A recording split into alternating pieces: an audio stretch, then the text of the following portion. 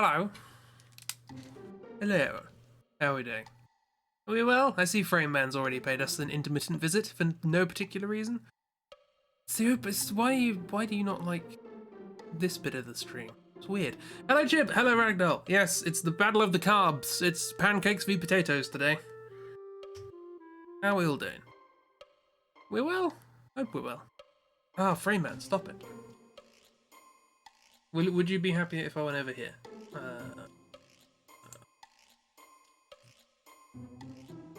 My connection's just up and down. And I don't know why. If it's the title screen, I can change some bits and bobs, and hopefully that'll help. No, it just seems general weird connection today. Well then, Frame Man's gonna have a bit of fun today. You're doing some cat practice. I saw you were doing some cat things. Trying some cool cats. Cool for cats. Does anyone remember that song? Probably not. It's from the 80s. Wasn't very good. Hi. Ah, Frame Man, why? This is just going to be a thing today, apparently. Don't think there's anything I can do to change that. That's a bother. Oh well. Hopefully it's not too laggy. One of these days you'll actually figure out how cats work. Well, let me know. I'll try and work out how horses work, and we'll try and meet in the middle. What? That doesn't make any sense. Anyway. Welcome to stuff. Why is the webcam? Go away. So. Welcome back to this mess of a story. We are... Cats are liquid. Oh, that is true. We have ascertained that. That is one of the fundamental forces of catdom, is the ability to at least temporarily turn into liquid. Yeah, so story. What happened last time? Let's do a quick recap. I like my recaps in this because it reminds me where we are, just how much absurdity is happening. So last time, having learned all about the Orphanage of Convenience, where everybody except Cheery grew up, we returned back to the town that we nearly crashed into when our space potato took off, and we found that the space pancake has also taken off. Oh my word. Frame Man, please. Why today? Oh dear. And we found that it was under occupation from the Galbadians, who are the bad peoples, who are now controlled by the sorceress TM, who is the bad person. So that's a thing. And we went into Balam, which is where Pikachu's mum is, adopted mum, as we found out. There she is. Got just the same smile, yeah. And she was alright, but it was under occupation. Turns out that the non-binarity, having been friends with Kyle, have now decided to join Kyle as part of Team Pancake, and they were helping to occupy Balam. They weren't particularly bad or anything. I'm pretty sure one of them was just fishing most of the time. But they're still looking for Dishonored Jessie for reasons we don't quite understand. She went off on a boat with some seamen, and we don't really know where she is now, so we couldn't particularly help. But that's how we got in there, by saying, oh, well, we know where she is, and then we beat them up and they left. So that was the end of that story. Then we went to Custard Spider in the Arctic, where we met the Custard Friends. There they are with their big hands. And we did some side quests for them. We discovered that Custard Men can evolve later in life. They can either turn into bigger Custard Men, very big Custard Men, or cat, tiger, rabbits, who can smell people's blood and recognize them from their blood. Thoroughly unrelated note, they keep referring to Simon as Jimmy. And they're building a statue of Jimmy, because Jimmy came to the Shumi, as the Custard people are known, and he was good, and he helped out, and he did stuff. He's a nice person. He did some travelling. Good on him. Then we went to the Octahedron of Doom, where we found Odin and his trusty steed, Sleipnir? Sleipnir? Is that what it's called? I can't remember. And we enslaved them. and then we killed a whole bunch of Tomberries to get a pet Tomberry. I personally don't like to think of it as killing. I like to think of it as recycling. Their souls are just going to go back into the ether, and then they'll be reborn as a new Tomberry, because Tomberries are eternal. That's my law. And none of you can prove me wrong. So then, after that, we decided to actually, well, let's try and sort this thing out. Let's go back to the orphanage, where we all grew up. And what do you know, Kyle had the same idea, and he's there with a space pancake ready for a showdown. And that's what today is all about. Is there's going to be a showdown between Potato and Pancake. Are we all looking forward to it? I hope so. It's going to go on all stream. Right. So how does this work? We'll have to give you a bit of a warning. My nose is playing up a bit, and blowing it has made my ears play up a bit, so... oh dear. All these things. How does Kyle know about the orphanage? Because the orphanage was run by TM, and you would think that TM would know about the orphanage, and he's now under the instruction of TM. But then, that also doesn't make sense for reasons we don't know yet. So, I don't know, actually. Maybe he remembered? Yeah, Frame Man also seems to be popping in every now and then. Not sure why. This setup is usually the most reliable of setups, but there we go. Frame Man does as Frame Man is. What? So, what's going to happen? How am I going to draw any of this?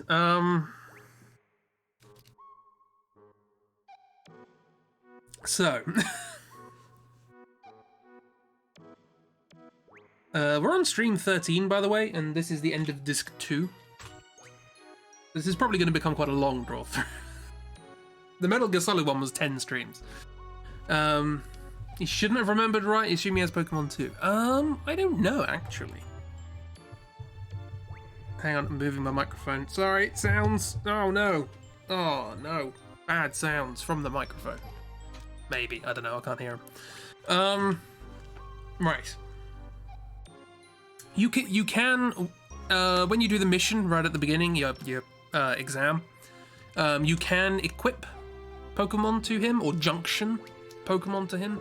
I guess I should say the word junction. It is important to the story. You can junction Pokemon to him, but as soon as he leaves your group, you get them back. So, only briefly, maybe? I don't know.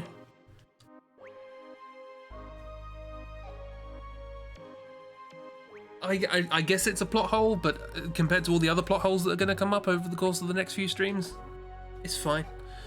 Right, so the first thing we need to do, obviously, as teenage leader of this child militia, we need to give a rousing speech to all of the young soldiers who are going to unnecessarily fight today.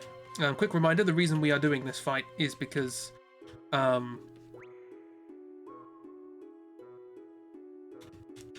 and that's about it, really. God, you can continue to point out plot holes. There will be many. You will have plenty of material. Do not worry.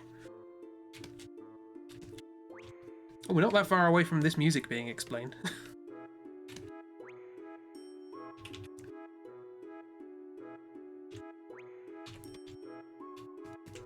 Well, not explained, per se.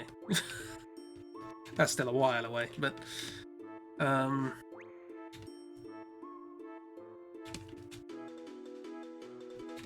I don't think I've drawn Simon in with a consistent head shape this entire draw through. To be fair, back when I used to do the Final Fantasy VII one, they all just had round heads, so apart from Beef, obviously. Hands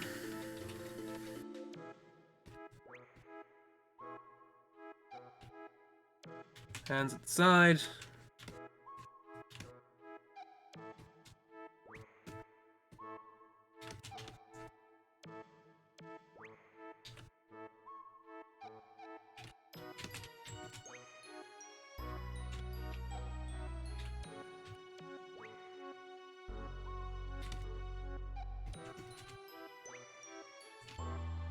So yeah, what do you want to say? What do you think Simon would say?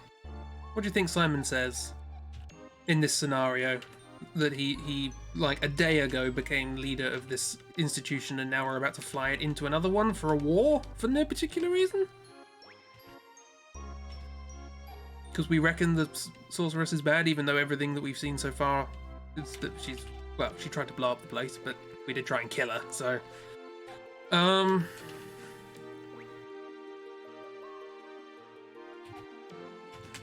There is a way of telling this story where we're the bad guys. Quite easily.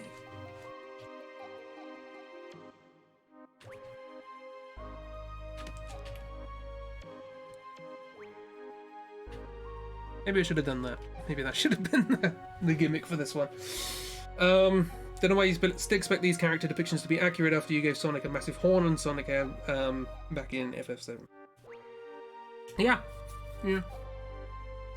Literally the first thing I drew in the first draw-through we did was wrong.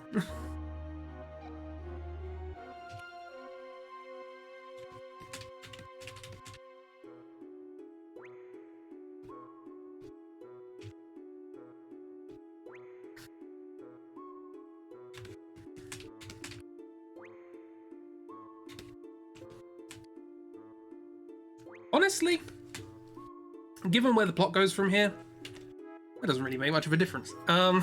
We'll go with it, why not? He's within his rights to do so, he's got no impetus to keep going with this. Unfortunately, the orders to go full steam ahead into the pancake have already occurred. Basically, I think the plan here was that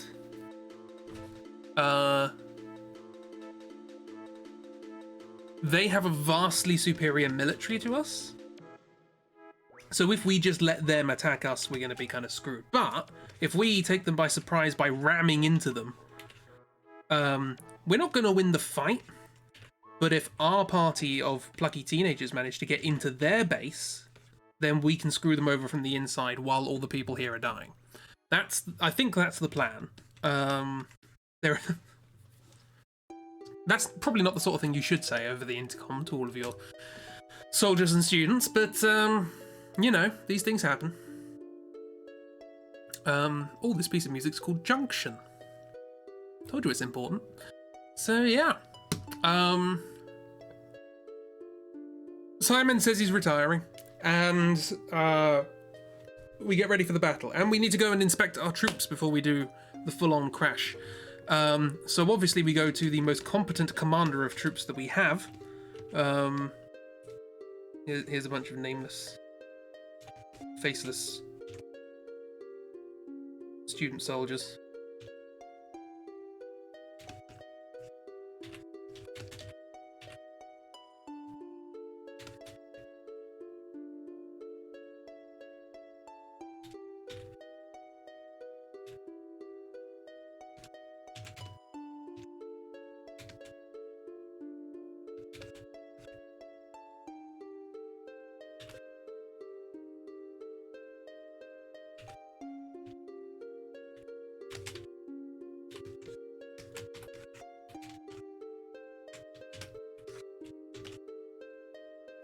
And they're all getting ready in the quad to defend, because the quad is just an open area.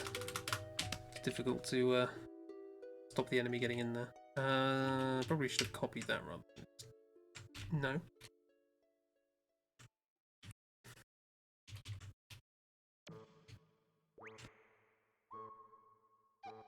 This again. Random, what are you doing?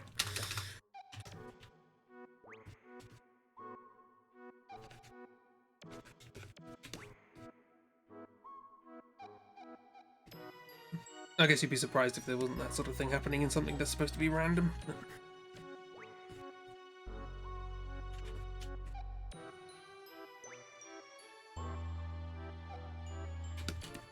I don't mind it. This piece of music is weird. Right, so you got your battalion. No, I didn't want to do that. And they are, of course, being commanded by General Pikachu. Definitely who you want. commanding you in a war.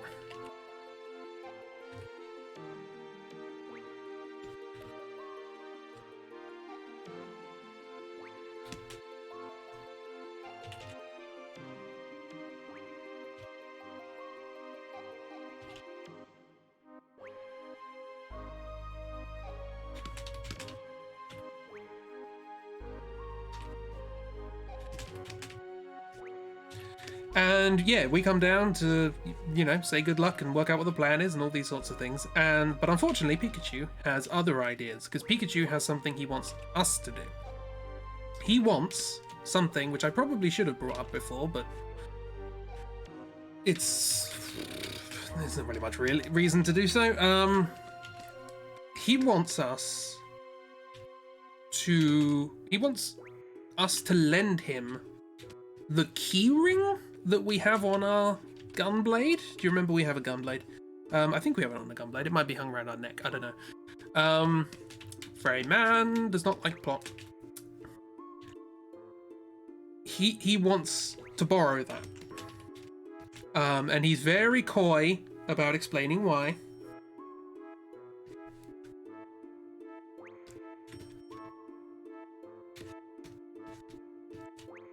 And he just says, trust me, I know what I'm doing. I know we're literally starting a war here, but I really need to borrow your keyring. You're putting Frame Man in the bin. That's an appropriate action. Also, hi, miss. How you doing? I'm going to make an emote that says, also, hi, miss. I feel like I say it a lot. Hey, Chris. Wait, what? That doesn't make any sense. My brain is not working. Trust Pikachu. I trust Pikachu, why not? I mean, he's an idiot, but he so far has probably made the least stupid decisions of everybody in this game. So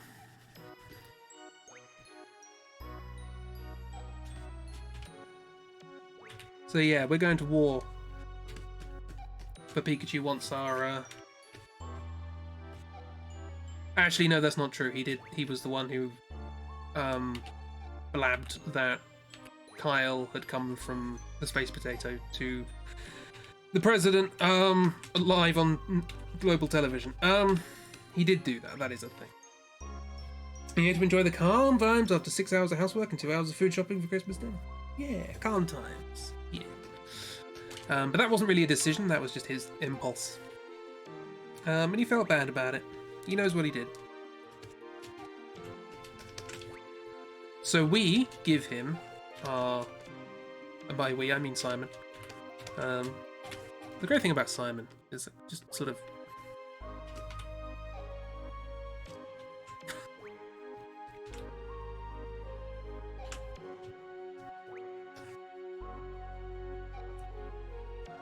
he's conveniently symmetrical as well. And we're like, yeah, sure, whatever, just be careful with it. And he's like, will do! Cheery's gonna love this. Ah, I didn't say anything. Shush. And then he runs off with it. So here's our key ring. It's got a little charm on the end of it. You know how to draw it. It's a bit weird. It's like that. It's kind of like a...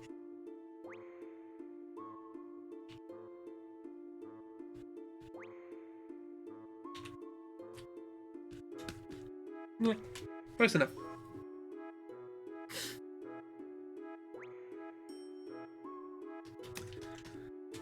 Wow, what next drawing on an iPad? Yeah, I saw that.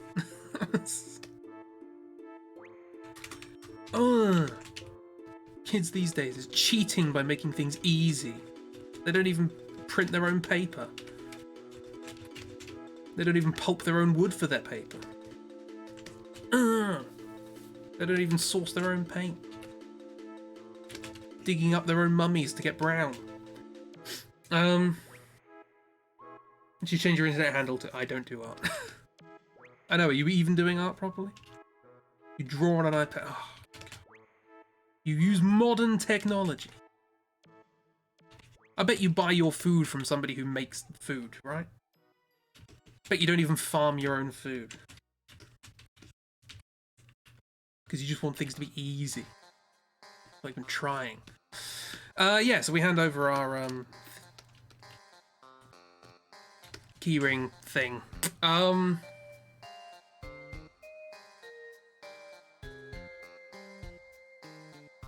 God forbid people make their lives easier. Yeah, I know. Terrible.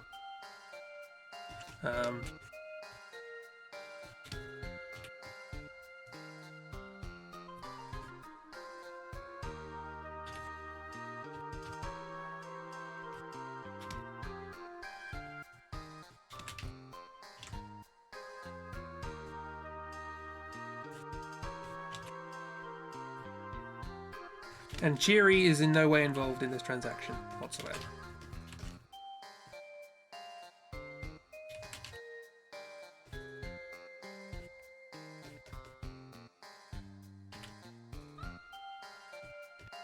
I'm still not entirely sure why Cheery's here, but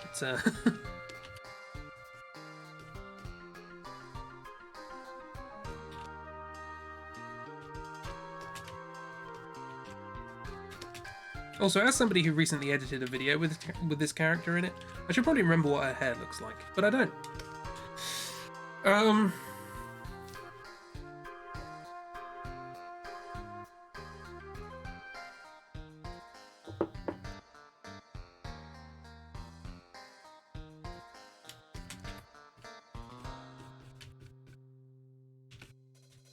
Anyway, there's Cheery. She's looking excited. Anyway, we return to war. And we give the order to crash into the space pancake. Technically, isn't Simon still under contract with her? Yes. The contract ends when Timber is liberated, which I can... spoilers for the rest of the game, never happens. So, for the rest of this game, we are under contract to Cheery. It just never gets addressed again. Never. We never go back there. I guess it stops being under control. No, because you can go back there and the soldiers are still there. I don't know. Also, that would be spoilers if I would say that, so not going to say that. Also, Pikachu, your face is looking a bit flat. My apologies. Sorry, I ripped your tattoo in half there.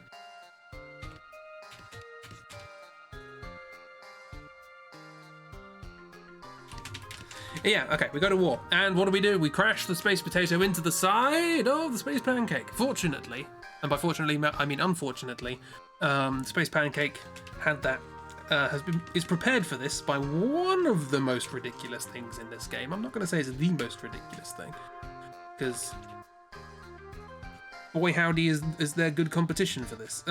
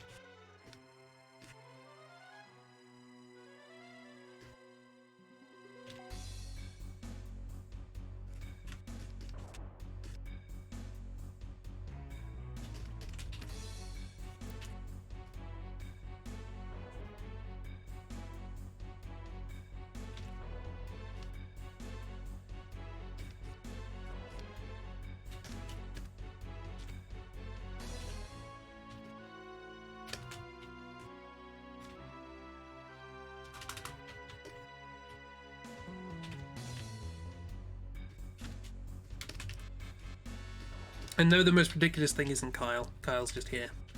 He commands the military, don't you know? He's in charge. In the same way you're in charge of the space potato. I guess, I don't know, TM is as irresponsible as Fly is, I guess. But, you know.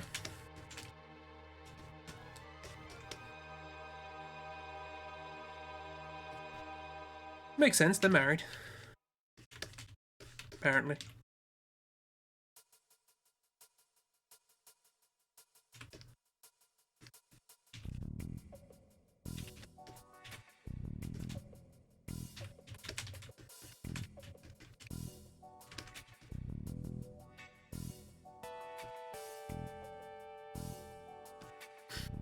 Wait, what? Sorry, there are too many bits of nonsense in this story for me to know exactly what you're talking about.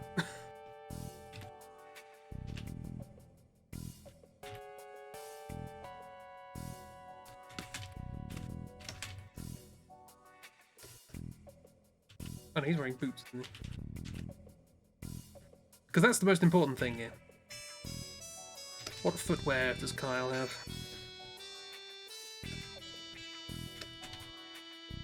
There are bits that aren't nonsense? Ah. Jive's doing alright. He's married to what now? Headmaster Fly is married to the Sorceress. TM. We discovered that back when we killed Norg. Were you here for that?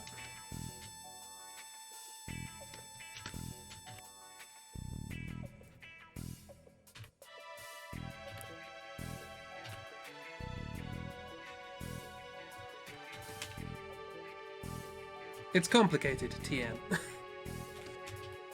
No, but okay. Also, we discovered that Seed is TM's fault. In fact, Seed, the exclusive fighting force that half of our characters are a part of, is in fact... How do guns work? It goes the other way, doesn't it? Oh, that's good. Saves time. Was in fact set up by the Sorceress, by TM, to kill the Sorceress. Or to defeat the Sorceress. Which is why we're doing it, even though we just found out that she looked after us in the orphanage. It's, yeah. Put this in the same basket as Kingdom Hearts. None of it's making sense, but that's okay, you're just going to accept its existence. Were you there for the orphanage? I think you were there for the orphanage, weren't you? So there is at least a modicum of understanding that the Sorceress probably wasn't always evil.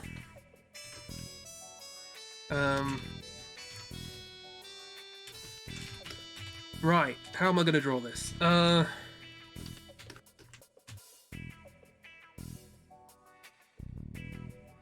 You're not, which is why you're constantly giving Chris new things to question about this game.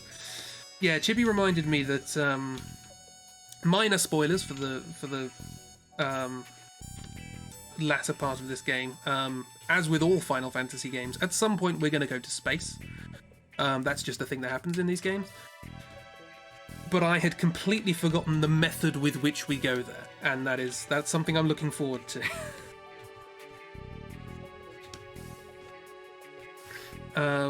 Yeah, how do...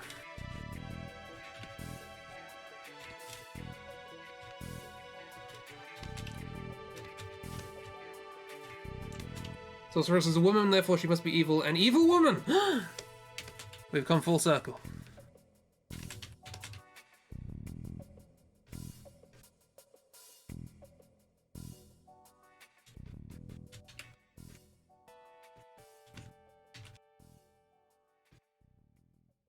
Also, there are plenty of women in this game that aren't evil. They're just also not important, so I never mention them. There's the doctor in the potato. She's fine. A bit naggy, but fine.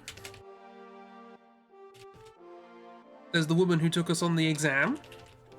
She doesn't really do much apart from have a go at Kyle.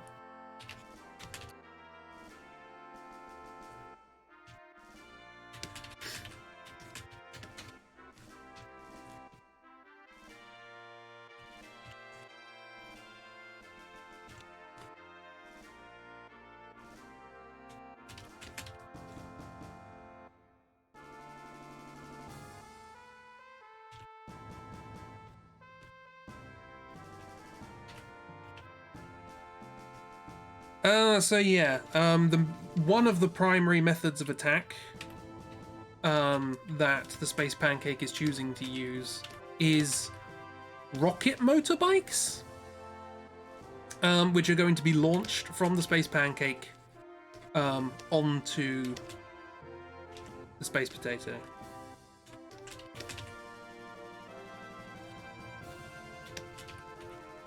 I think this is something Kyle came up with. This feels like a very Kyle thing.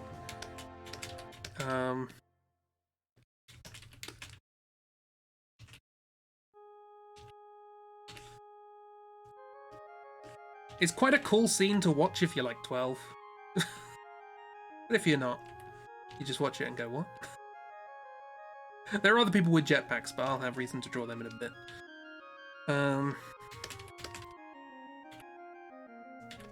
Again, technology in this world. Head up and down.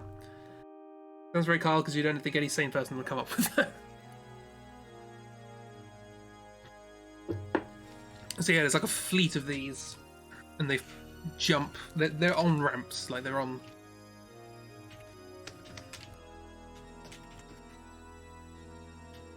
ramps, literally. Kyle is there and he gives the signal for them to all go. This is happening on the Space Pancake, by the way, obviously.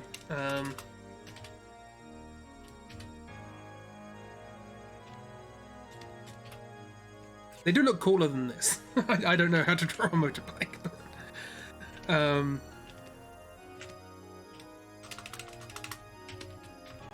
The only sane person here is Jive. This we know. Oh, I didn't. Oh, I draw. Oh, I need to remember that when I draw Cheery, I need to draw Jive. I've just remembered another part of the story coming up. That's gonna be fun. Oh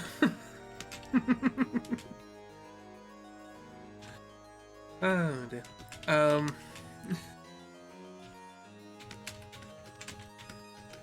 Anyway, yeah, there's a bunch of these and a bunch of motorbikes and all these sorts of things. And they launch off and they jump. It's all kicking off now, and I can't really properly draw action. But yeah, lots of things are happening now. Big old war going on.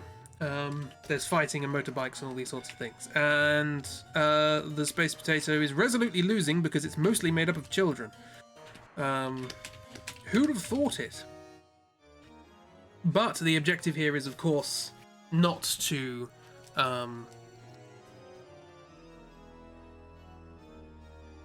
win the war, but to get onto the Space Pancake so that we can get to the Sorceress ourselves and just sort things out from there, because that's always worked. We've always been quite good at dealing with the Sorceress one-to-one. But of course, before we do that, we've got some story nonsense to do. So, while this is all happening, Pikachu is giving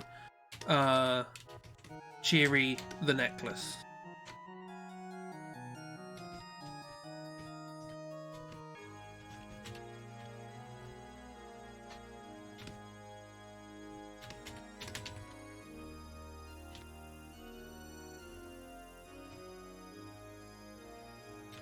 Now, I believe the idea here is that Cheery wants to make like a copy of it or something? I can't remember.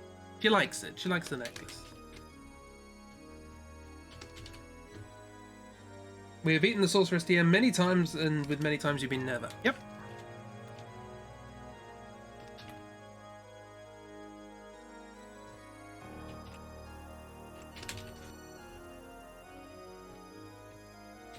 So yeah, children are literally being attacked at this point. But Pikachu, unfortunately, can only hold one instruction in his head at a time.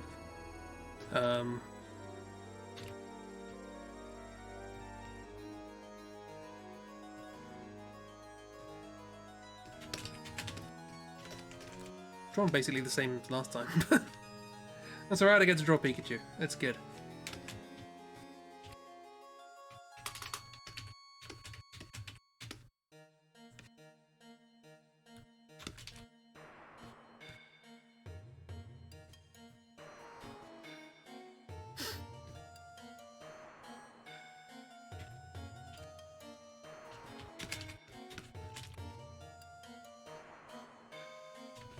He's a good boy and he's trying. Pikachu's always trying. I do love... Again, from the conversation we're having, I remembered there's this picture of... Picture of Pikachu from the end of the game. I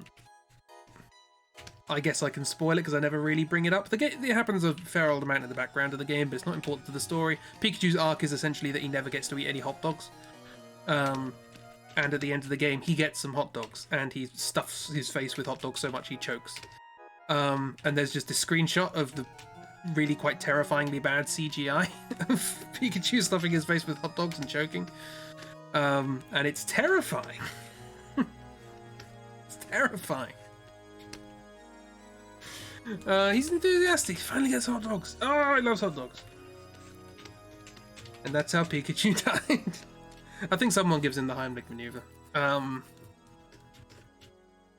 I guess spoilers. Pikachu survives to the end of the game.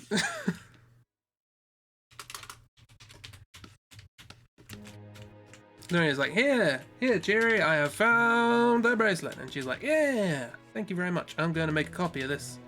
Because I want a copy of it for no particular reason. No, you love him, not me.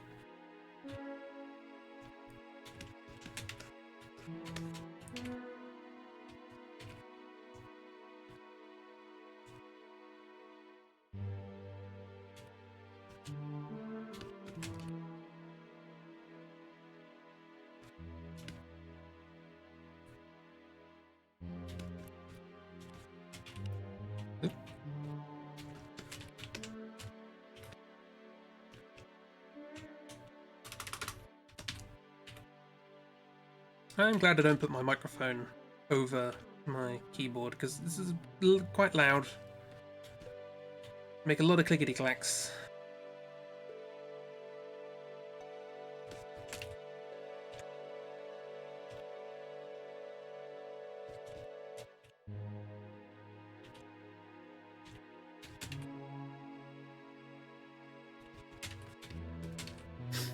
The collective amount of brain cells in this group, you'd doubt that somebody knows the Heimlich maneuver.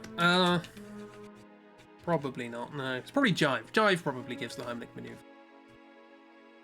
maneuver. Spoiler alert, Jive survives to the end of the game. I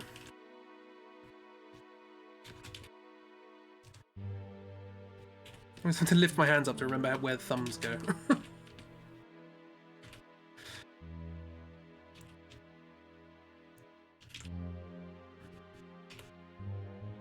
Look, if we just collectively agree that what I've just drawn here is a hand, can we move on?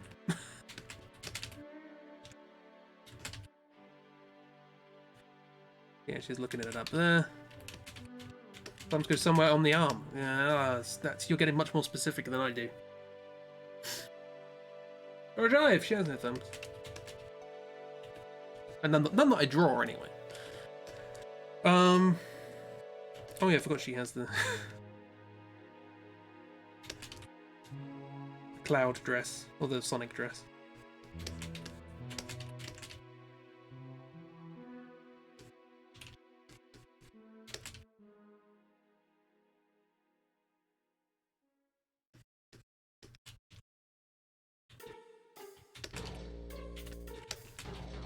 We're a while away from this music.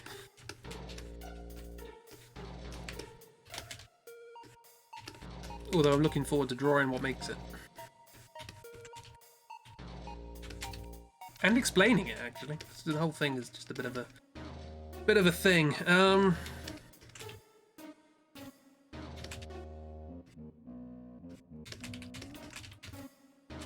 That's how center of gravity works. And hips, and all these sorts of things. Don't worry about it. Humans, real easy to draw. So Cheery, very happy with this. Most pleased she could get the thing. There is one slight problem though, and that is that they decided to do this rendezvous on just like a piece of dirt which is still attached to the garden from when it got when it wrenched itself out of the ground. And while this is happening, the piece of dirt sort of cracks and she falls off.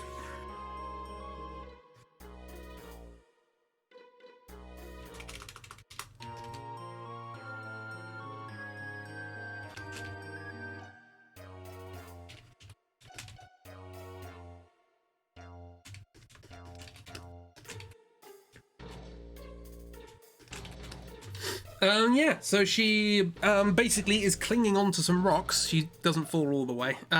She manages to catch onto some rocks and is somewhere down there, clinging onto the rocks. And everybody's desperately running around and trying to find a rope. No one can find a rope. A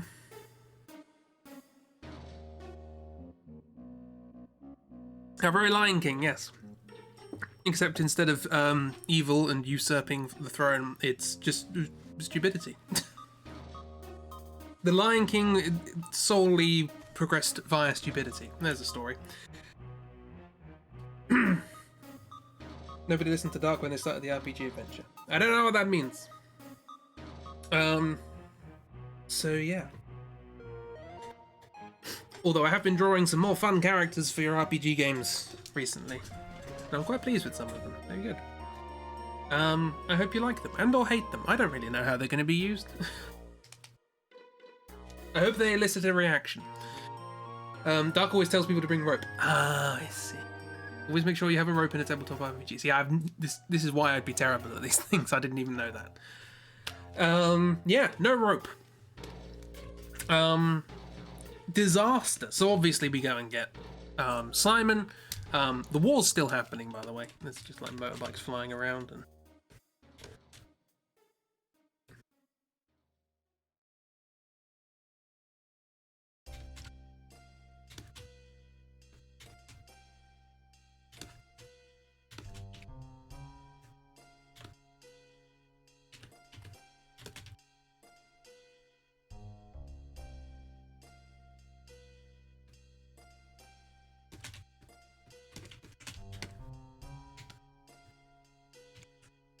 The side of the space potatoes were lumpy.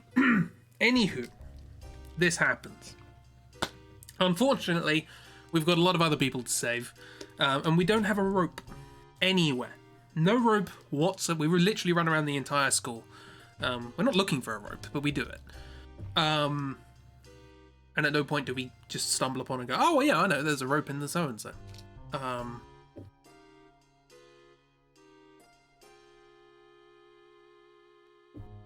No bed sheets to tie together? I mean, there are the dormitories. We could go there. There are beds in the dormitories. No clothes you could knot together? No, not really. I mean, Velma's whip might help. You know, tie Velma's whip to Jenny's nunchucks. And you're kind of halfway there already. But, no towels, no robes. Look, this requires a 2-step process. No, a 3-step process of acquiring them, combining them, and using them. And 3 steps is way beyond the comprehension of any of these characters. No school gym with skipping ropes. Surprisingly, no. There is no. The closest thing there is to a school gym is the area with T-Rexes in it. Which you would think in a military academy there would probably be somewhere to do exercise. In fact, well, we'll get to that later in the stream. So yeah, she's clinging on for dear life, and we go upstairs and we go and help out a child who is crying in the corridor. I don't really want to spend too much time drawing a child crying in the corridor. They're there, we run to them, they say, go and find somebody who will stop you crying, and he runs off. While we're there, we get accosted by Gav has the most brain cells to solve this, but she lacks thumbs. This is, yes, the tragic irony of the whole situation. She's the only one who knows, but the only one who can't help.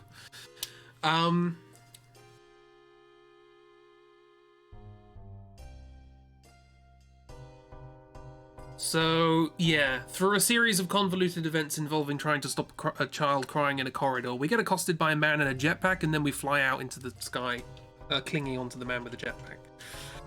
In fact, he falls out of the jetpack, which is just sort of, I think it's like a ring thing that like goes around you. There's like the person sort of sits in here somewhere. This is where the body would be, and then there's a jetpack that just sort of. How to flame? Closer, a little wobbly, but you get the idea. There's a jetpack.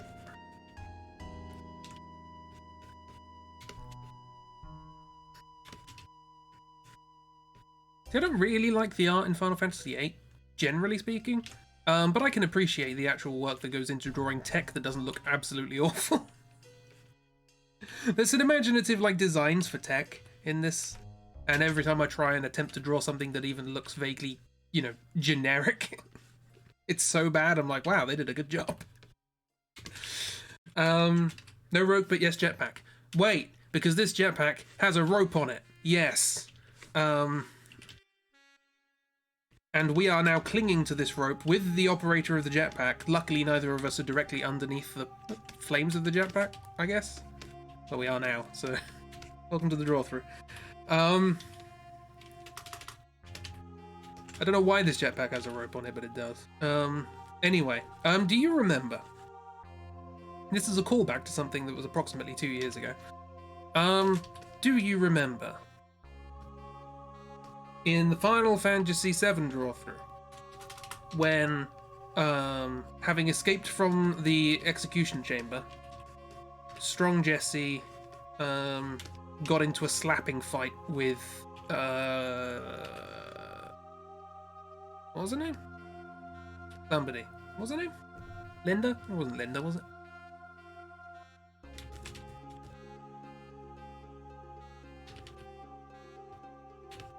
Janet, that was it. It was 2 syllables. This is that scene. This is the slapping fight. There's a mini game involving slapping and kicking and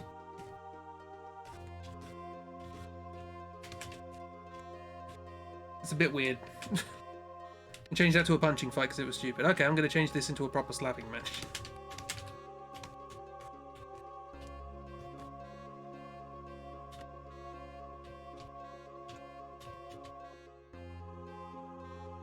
It's also a terrible minigame. It's literally it's rock paper scissors.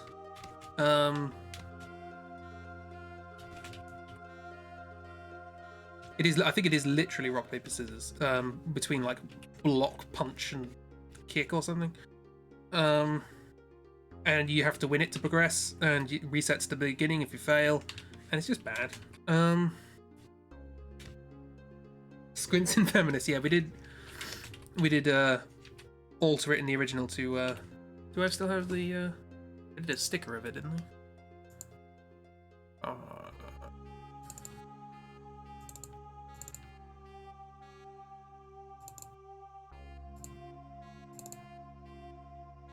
Yeah. Boom. I've gotten better at stickers, haven't I? Punch. Yeah. I made it full screen. That was scary.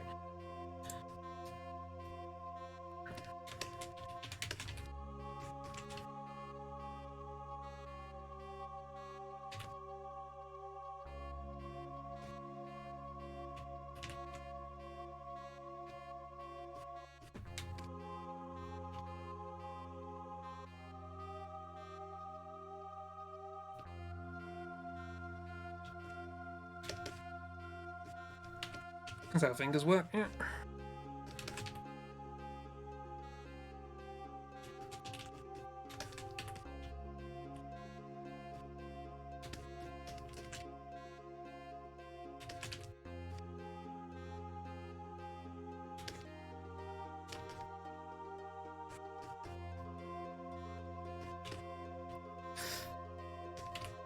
So yeah, several thousand feet above the ground, Simon gets into a slapping fight with the jetpack operator. Fortunately, he manages to win pretty expediently, because it's just a bad bit of gameplay. Looks like they're pole dance. I'm not entirely sure how they're clinging on, so Simon's just going to be...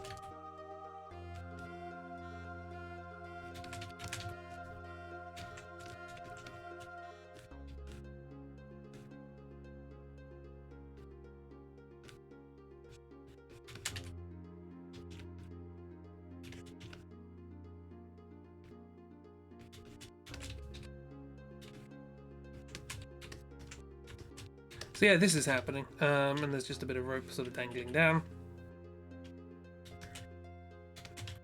But eventually, we managed to slap him off, and fortunately now we are, I think operating isn't the right word, we are clinging onto a jetpack rope thing, which has more rope flying off the bottom of it. And we somehow managed to maneuver it without actually being in control of it. We somehow managed to maneuver it towards Cheery. I can draw a line. There we go, just take time. And we rescue her. Oh, it's dramatic. Oh, I've definitely done justice to the drama of the situation. And we have rescued the damsel in distressness.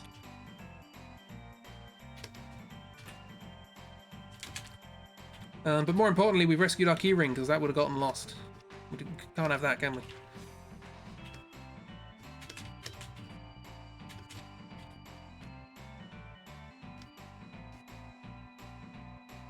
So yeah, this is actually very reminiscent of the of the slapping scene, because if I remember correctly, Strong Jessie also gets rescued by a rope dangling from a flying thing at the end of that scene.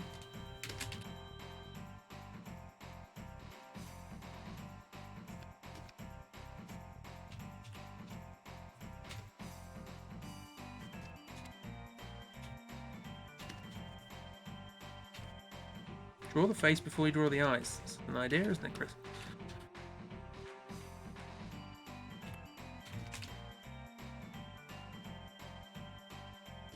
She's like, what's going on up there? What are you two doing?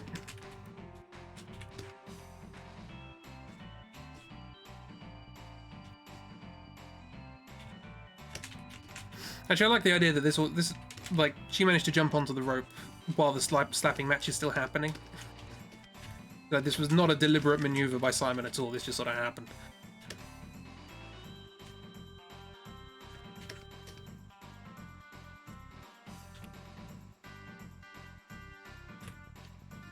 Now, one thing that's quite interesting, I've gotten copyright strikes, or copyright notices, copyright claims, that's the word I'm looking for a whole bunch of Final Fantasy VIII music that's played in the background of these streams. I've never once had a claim for any of the Chocobo music.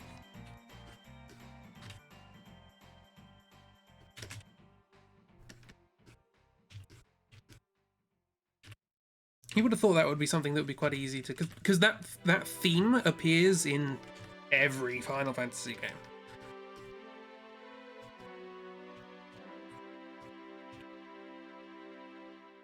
And since they can detect a theme very easily, I would have thought that would be one that they would get on top of quite quickly.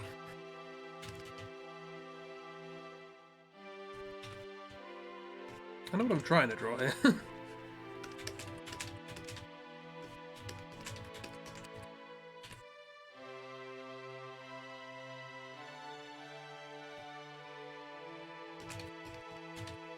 Nobody likes chocobos. Oh no! It's also pronounced chocobo, which sounds like an instruction.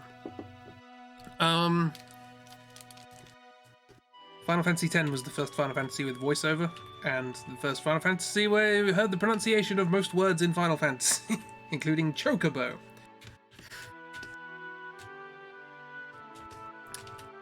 Chocobo. There's a joke I could make about Doctor Who there, that he would probably like it, but I don't know how many people would understand that.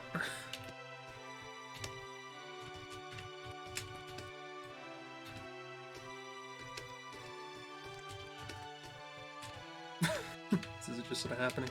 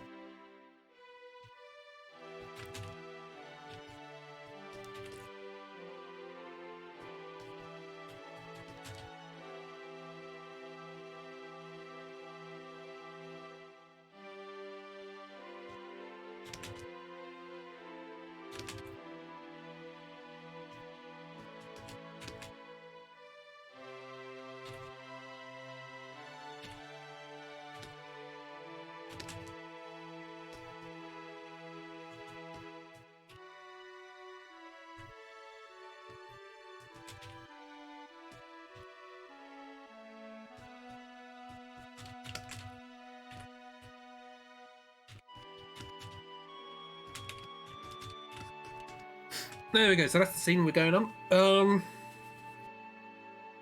It's a good time.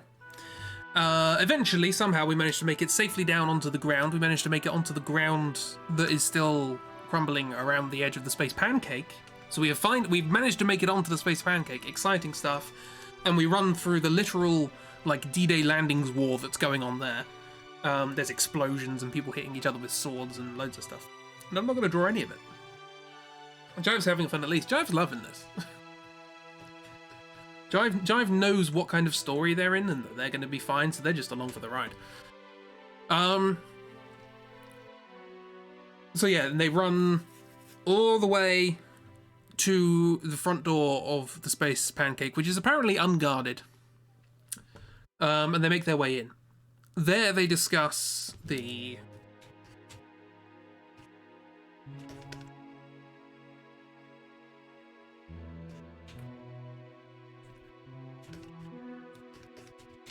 Oh, actually, I should probably draw it properly now. I have an excuse to draw it properly. They discuss the keyring and,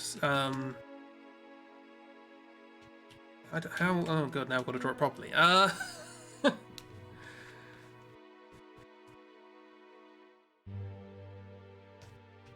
What does it look like? I don't know. It looks like this now.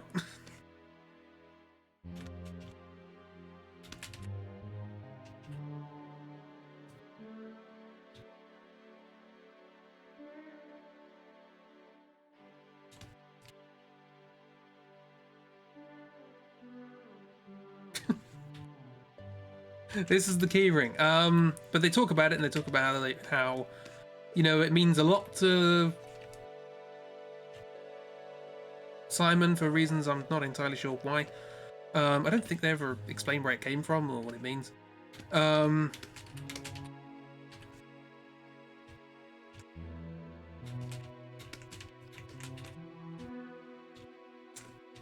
how would you... I don't know. Whatever, it's a keyring. And Cheery also asks, because this is the sort of thing you would ask after everything that's just happened, does it have a name? And it is at this point that you now need to name this keyring.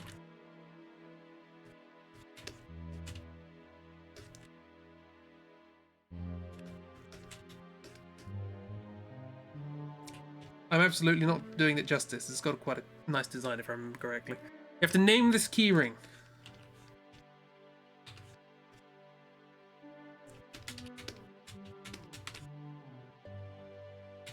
I'm gonna go with that.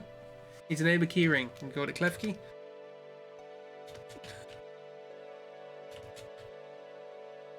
Do you know what? Actually, I'm going to stick with that for reasons that will become apparent very later on. I'm just setting up jokes for myself at this point. Right. I'm going to call it Klefki.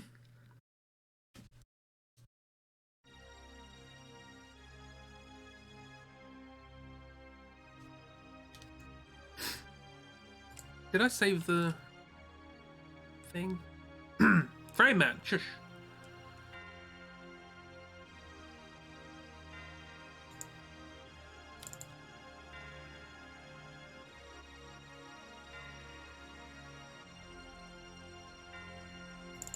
Oh yeah, I think it did. Okay, it's got a bit more going on for it than I drew.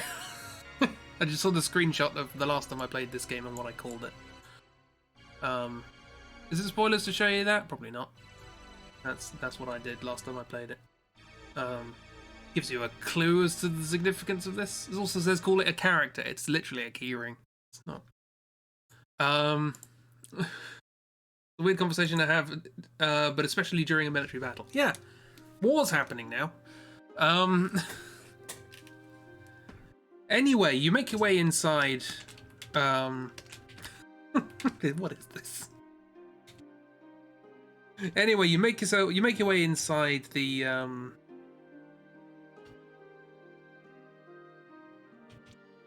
Space Pancake, and inexplicably you find everybody else there. I can't remember how they got on, but they're here now. They're on. They're in the Space Pancake. And you get to wander around and have a look inside the Space Pancake, which is almost entirely deserted because everybody's outside fighting a war. Nobody thought to stay behind. In fact, no, that's not true. Some people did decide to stay behind. The non-binarity are there. And they're just standing in a hallway, and they're like, we have no idea what's going on at this point. Have fun. No, they don't even fight you, they're just there and they're confused. Might as well draw them being there and confused. They're standing by some stairs, if I remember correctly.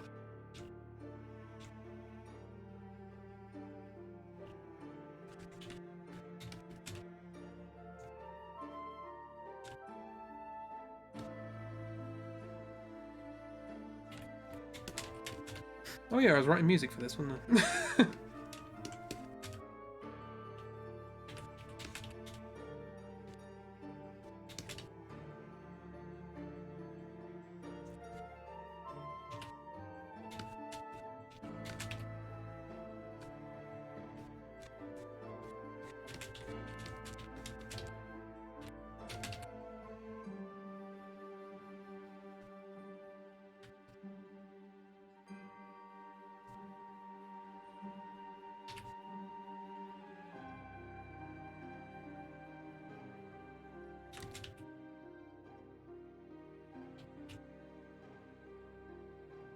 You have a big nose? Did you have a small nose?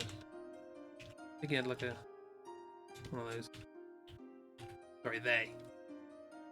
Who's in the name? I don't think we ever gave these names, did we?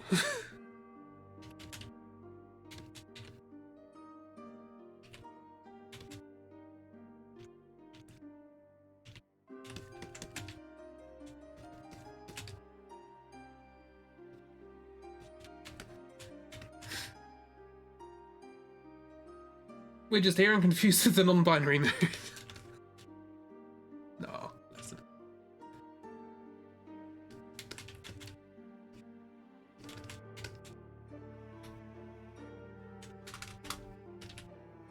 The other characters don't have enough brain cells to be confused. Yeah. Confusion implies an understanding that there is something going on, or there's a purpose, or there's a structure that's supposed to be happening. And that requires a meta understanding that I don't expect from most of the cast of this game.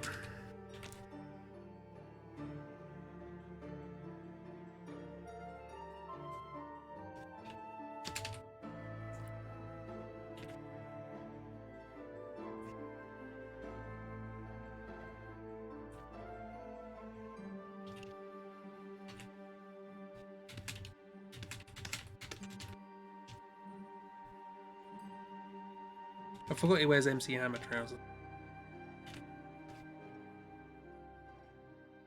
Hey. Ah! Keep doing it.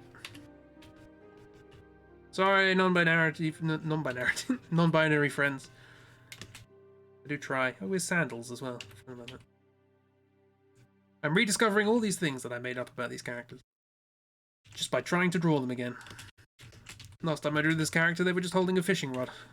Also confused as to what was going on.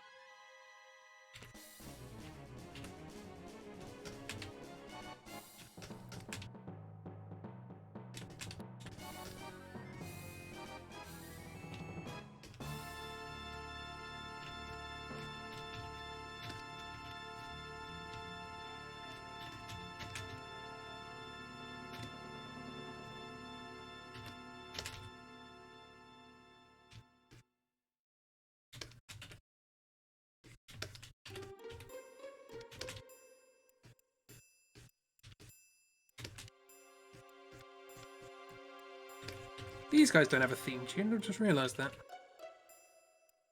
That seems unfair. Campaign to get Nobuo Uematsu out of retirement to make a theme tune for the non-binarity.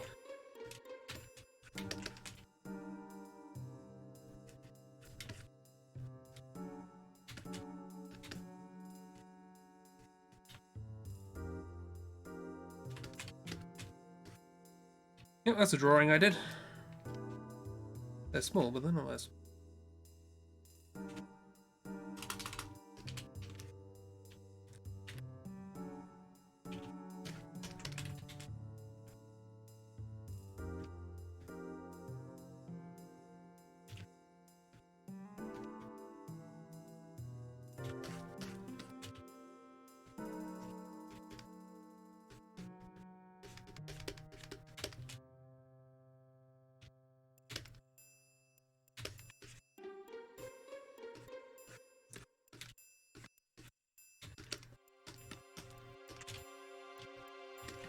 Yeah, and then just buy some stairs. Just goes upstairs and downstairs.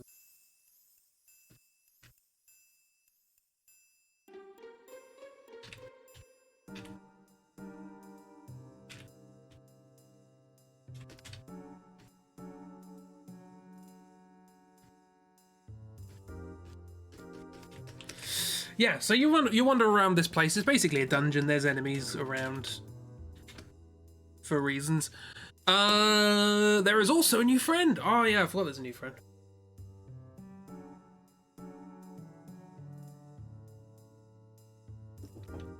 A bit late to introduce an audience surrogate, but you'll accept it. You know, I guess that's one of the advantages for sort of non-binarity. Non-binarity. Ah, I'm gonna call all non-binary people non-binarity now, aren't I? Oh dear, I'm trying. That's one of the advantages of sort of a non-binary character in a thing, is that there's nothing really to get in the way of anybody. Just, you know, taking them as role models, or you know, allowing people to put themselves in the position of them. You know, screw gender norms I associate with this character because they're cool. And they, like me, do not know what's happening. Yeah, so that happens. Then you find a new friend. So let's draw a new friend.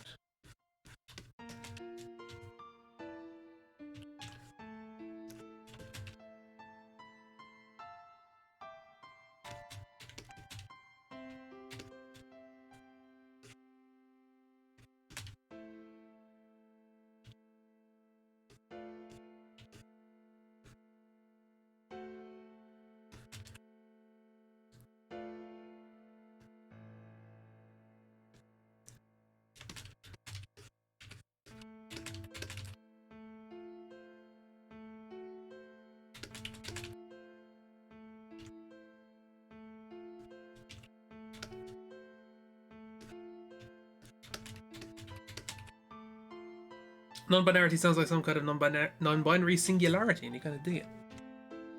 Yeah, it's where the functions of male and female meet, and there's this singularity. It's an essential singularity. So, it's very chaotic around the epicenter. Frame Man, please. Why?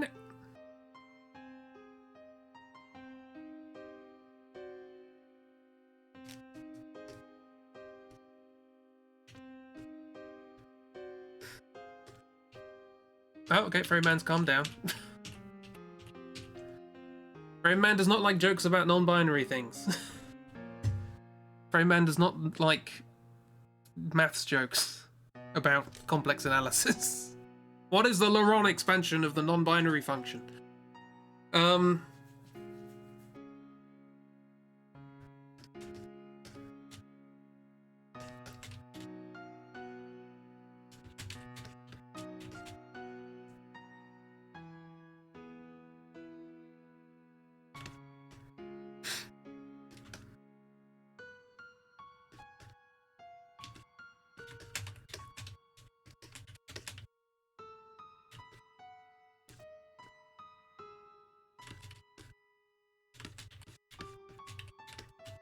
And it's a joke for two people. You have to know the Final Fantasy VIII Drawthrough and complex analysis.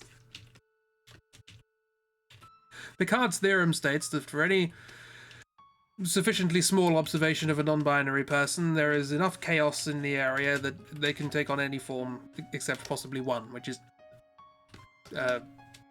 gender conforming. There goes a Picard's theorem joke. How do legs work? Not like that, that's for sure.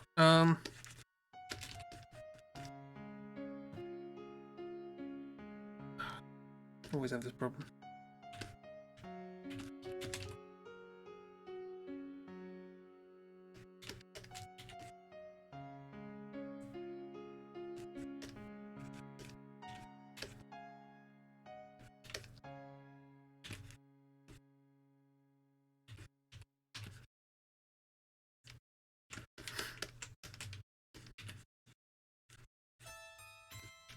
Yeah, there's a joke in there about like, oh, they were gonna call themselves the non-binary group, but you can't be a group if you don't have a binary operation. Aha, jokes. Hi Kira, how you doing?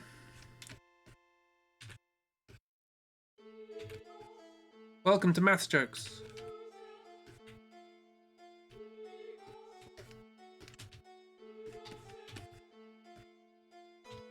I hope you're looking for something subjective because these jokes are epic.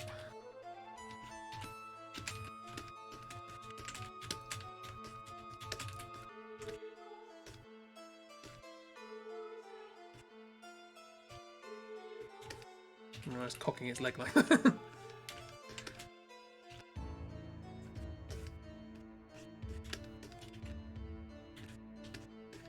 How you doing? You doing alright?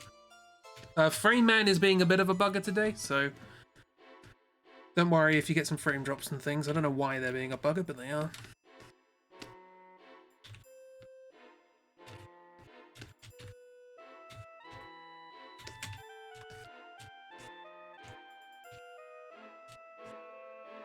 I think it's got like a tail.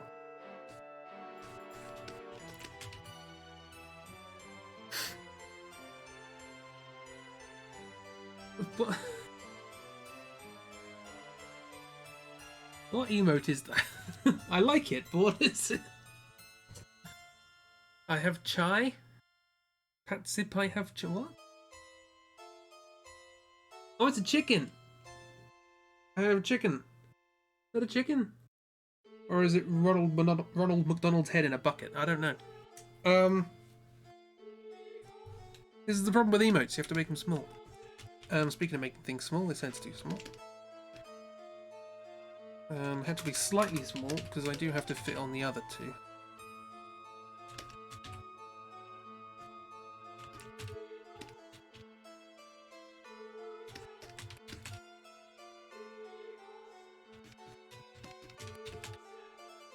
Duck with a Santa hat. Oh, it's just... I don't know these things.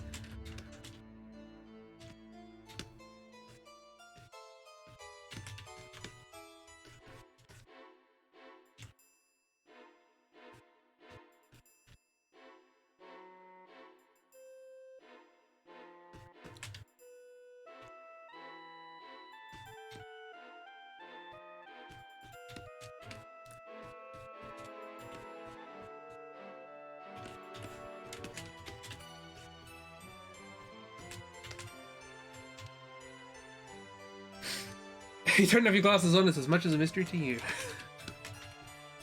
You're gonna have some mystery in life, aren't you? Like, you know, why are we wandering the halls of a military school only to find a massive three-headed dog in the room? I don't know. It's just like in the hallway, the entrance hall. Just sort of there.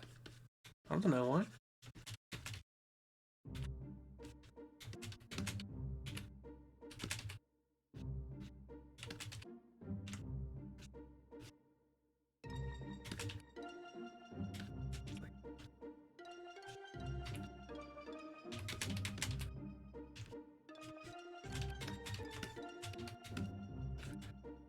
You already know what the joke is. You know me.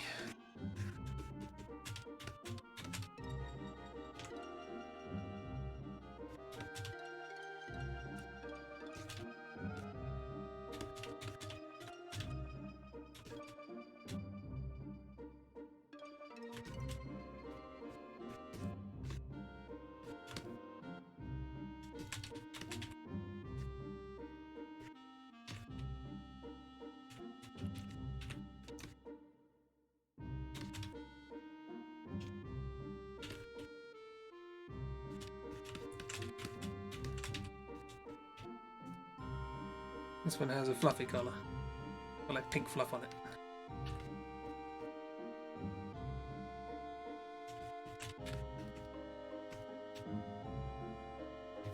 It's a playmate for Jive. Yeah, Jive found a friend.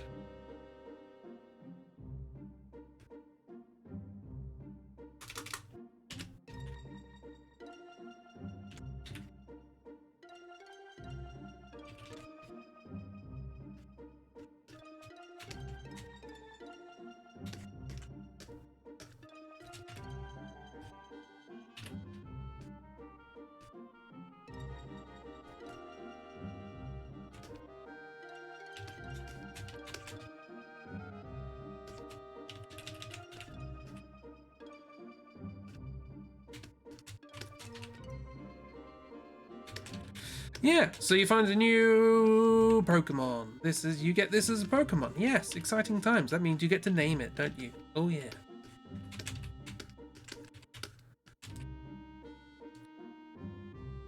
The thing that always annoyed me about this boss, or this Pokemon, is that when you fight it, it's kind of difficult, maybe, because it has like big earth magic. You can cause earthquakes and do all sorts of things. But when you actually get it, it doesn't do anything. It casts a spell on your party so that you can use 3 times as much magic in a game that punishes you for using magic. I don't know. Maybe it'll go to sleep if we rub the lamp. Unfortunately, Dark isn't here, so that push is not happening at the moment. Yeah, I should play. Hades is increasing. That's fair enough. I'm sure you can guess what the actual name of this thing is, but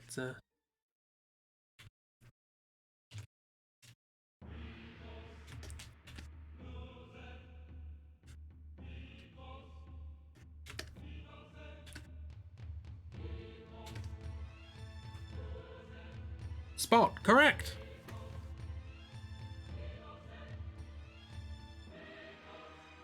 You spotted my ruse. Fluffy. Isn't that the Harry Potter one?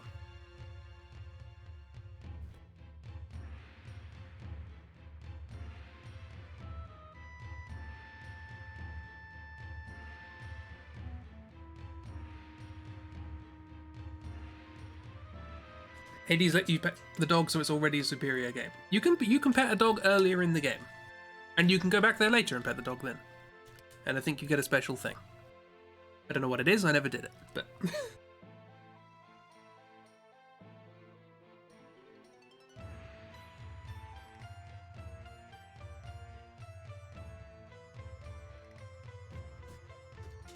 So this is.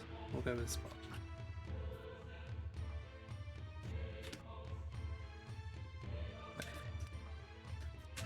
Right, and now that's over. You finally get all the key cards, because this is one of those missions where you have to find key cards. Oh yeah, that was what I was going to say. If our school had a lack of sporting facilities, the Space Pancake is made up almost entirely of sporting facilities. There's like an ice hockey rink, there's basketball courts, there's tennis places, This is the sporty school. So, I don't know what ours was. What was ours got? I don't know. The plant school got the T-Rexes? Ours is the T-Rex school, you know. You know, in your area there was always the sporty school and the T-Rex school, you know. It's always that rivalry. Anyway.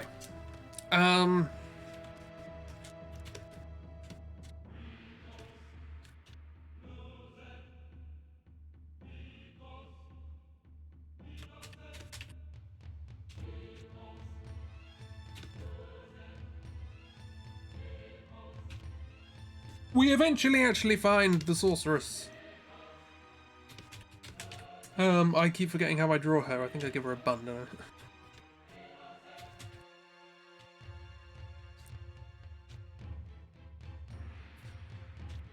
We barely see her, because she's not really all that important to most of the plot.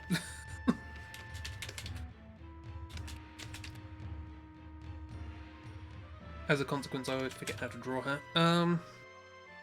She's wearing her beak. She's going to wear her beak mask thing, so I don't have to draw her much.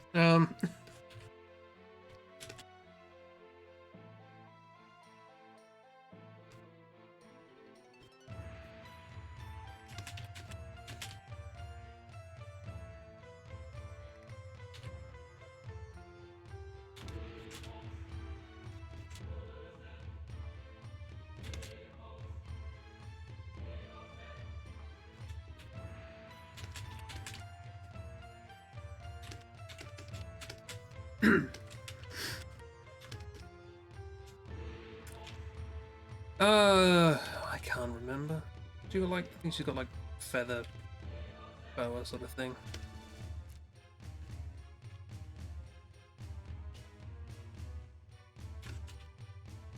Pretty sure she's on a throne or something here. Looks like an armchair. Don't worry about it. She wants to be comfy. Who doesn't want to be comfy?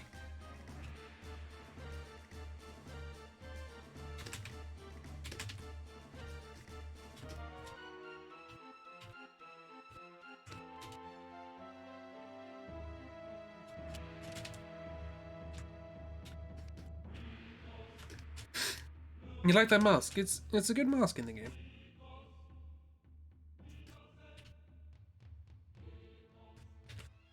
Vithos, alusec, vicus, vinosec. Wearing long gloves.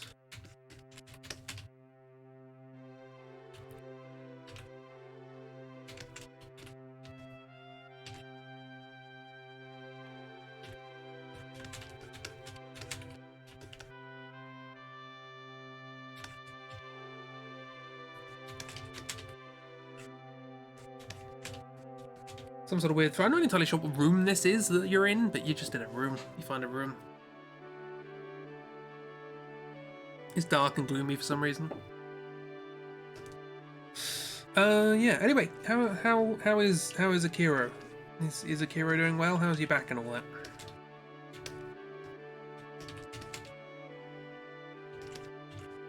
Right. So what happens here is we fight.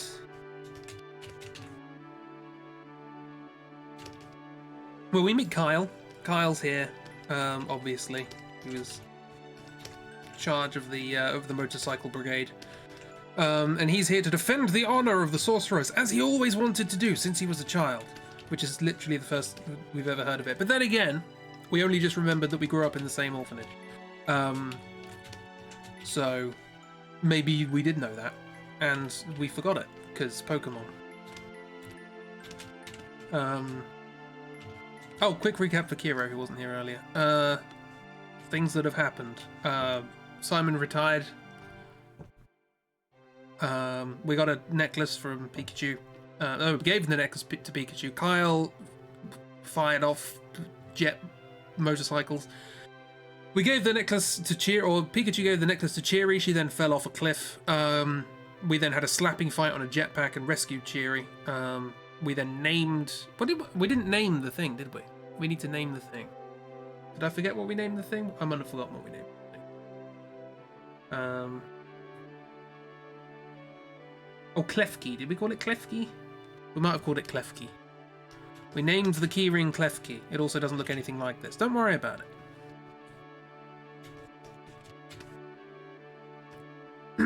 The keyring. We had to name the keyring, remember?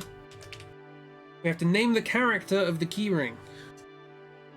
The only suggestion I think we had was Klefki, so we're going to go with Klefki for now. So that happened. Then we met the non-binarity in the Space Pancake. We met Spot in Space Pancake, who's now our friend, and now we're at the top. We're fighting... what's his face? So... Oh, Kyle does have his memories back at this point, because he says... you know, why do you think you're the good guys? You're coming to kill the person who raised us at the orphanage. What? Why do you know? And again, a lot of what he's saying is fair. You're doing alright. Back and shoulder are better for the most part. Only eggs sometimes. Just got home from grocery shopping. Got your stickers today. Yeah. Thank you. Thanks for the recap. Sounds good. I'm glad you like the stickers. I was worried because I'm usually send yours out in batches of 3. I was like, oh no, if that gets lost, I've lost 3 of them. Well, you've lost 3 of them. So, although I'll replace them, obviously. Yeah, he's like, you know, this person literally raised us as children. Why are you trying to kill her? You're the bad guys. And we're like, yeah.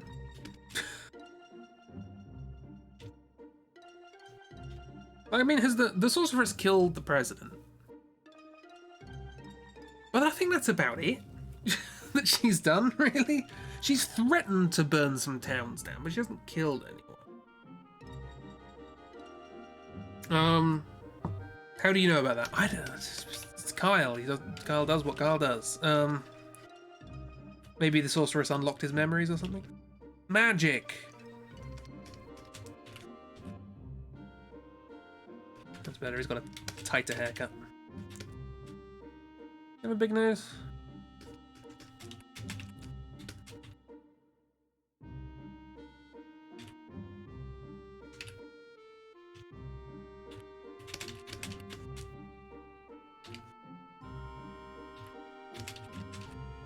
Magic is always the answer.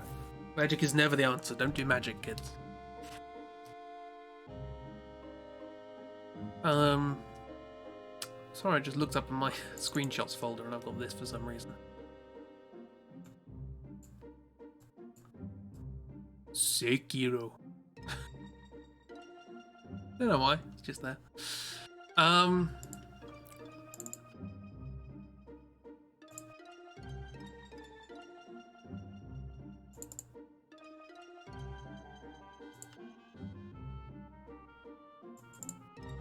Oh yeah, I forgot about that one. Sekiro.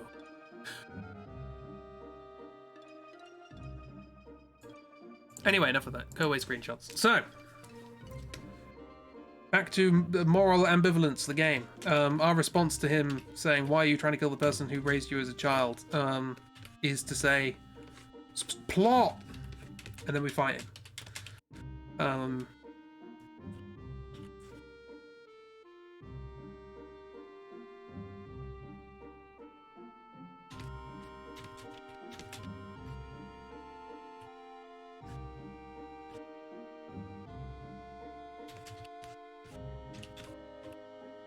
From my perspective, it's you who's the evil one. You're done practicing more cats. Cool.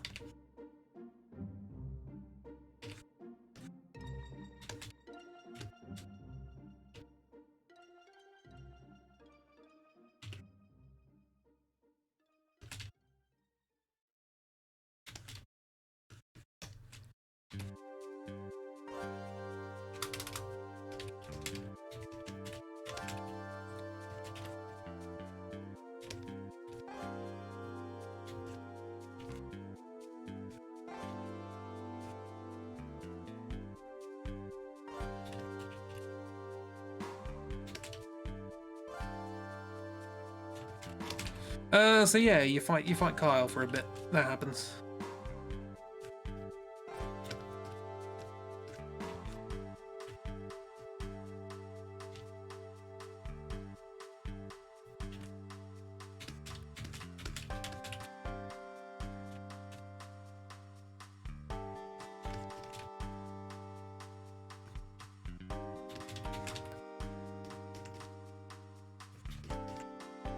Remember, he has the spiky gunblade, keyblade, because he's the evil version of you, but not evil. He's misunderstood, but he's evil, but he's misunderstood and hypnotized and evil. Plot.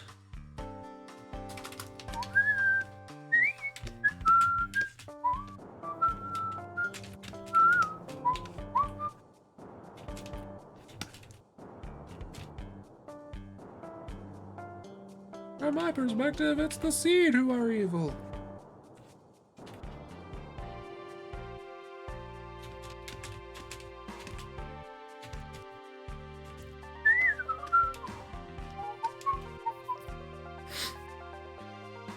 Kyle is a lot of things, but most of all, he's a dumbass. Yeah. Right, so, what happens now? Do you want to guess what happens now? After we beat Kyle? Everything with the name Seed is evil. That's fair.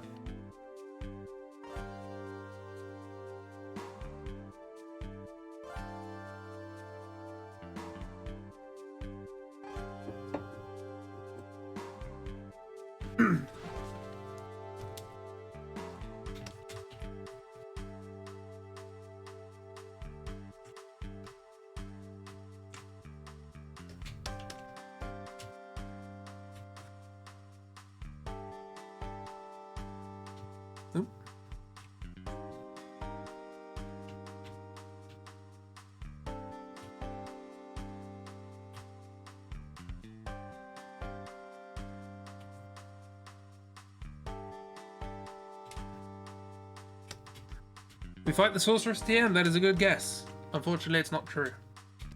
What happens now is the sorceress dissolves into the floor. There she goes. Why does she dissolve into the floor? That's a very good question. The answer is so that she can reappear in another room over the other side of the building. And we're basically now in this setup.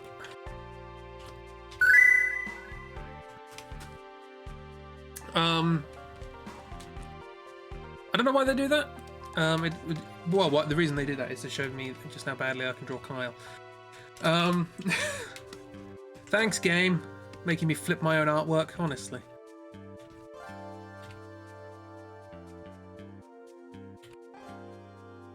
Only this time, Kyle is very much a little bit tattered, a little bit worse for wear. His clothes aren't doing too great. We just attacked him and beat him. But he's still going, because he's the sorceress's knight, and he will protect her at all costs. That is his dream, to be the knight of the sorceress, of course.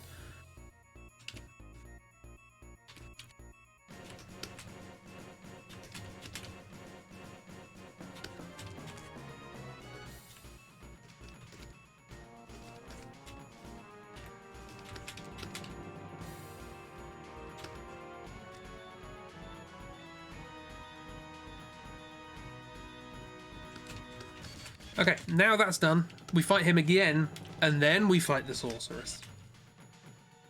Nothing too interesting to say about the actual fight. She has an attack called Maelstrom, which is pretty cool. It's a gravity-based attack. Does damage to you, depending on how much health you've got. Yeah. So we have a fight. And then what happens? Well, boy, howdy. Did you just ask that question? Yes, you did. So we beat the sorceress. She collapses on the floor. She collapses on the stage above us. I don't know how that happens. Welcome to Bad Planning 101. She's like up here somewhere. She fell down.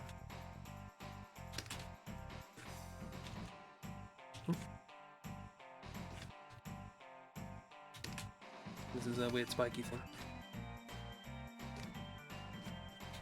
Again, not entirely sure why she's on a stage above us if we were just fighting her. Whatever, cutscenes. They need to happen. Here's the weird bird mask.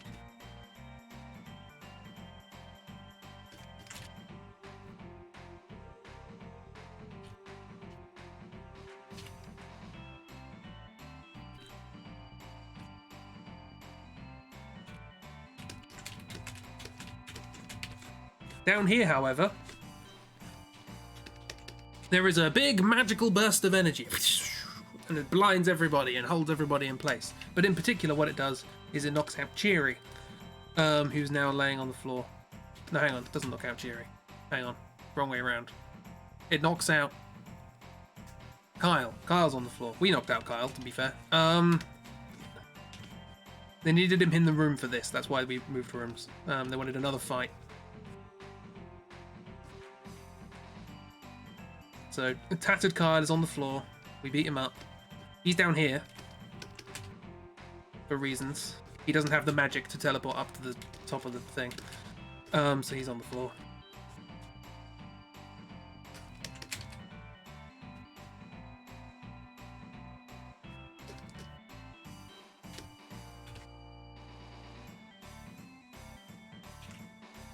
There.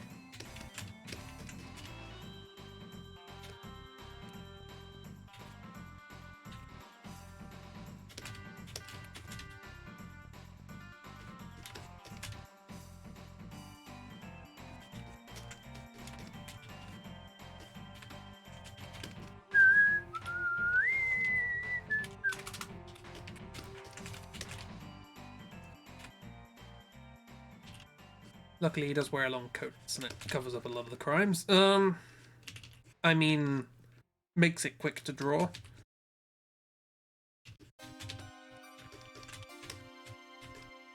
Okay, so we have defeated the evils of this land, and life is good and grand, isn't it? No, there's that big flash of magical light that I just talked about. That definitely just happened now. Everybody's paralyzed off screen. You don't see them paralyzed, but they are. She's like up here and arm draped off of the thing.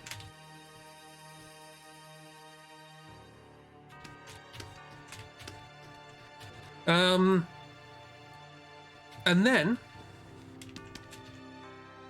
I bet you can't guess who it is, because I certainly haven't mentioned who it is up until this point.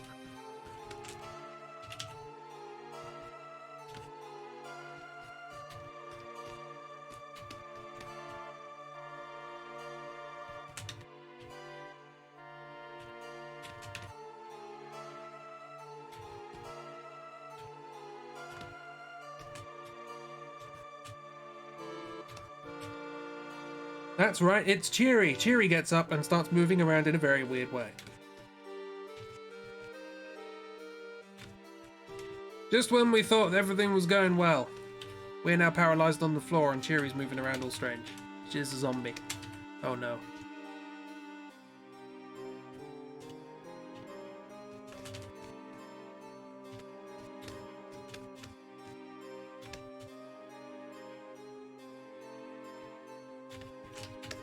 That's like a cactua.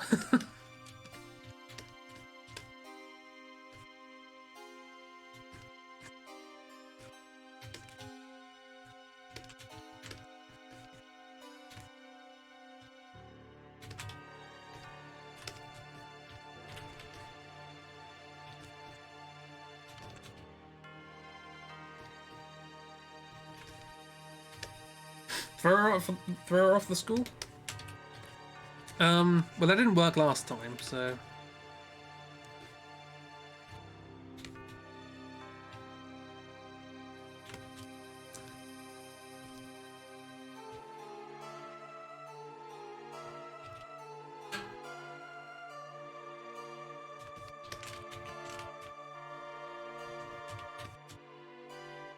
Of course she gets brain controlled, she's wearing Sonic's uniform. That makes sense. Yeah, so she's swaying around and clearly not acting herself, and is also the only person in the room who can actually move. So that's suspicious in and of itself. She's doing a funky victory dance. She's resolutely not.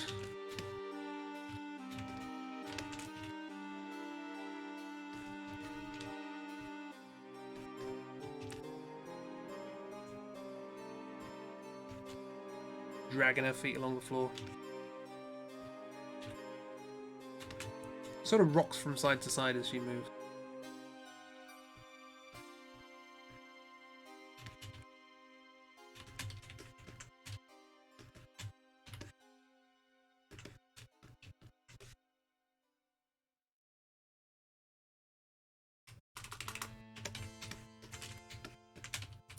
So yeah, she starts wandering around a little bit weird, and then she walks over to Kyle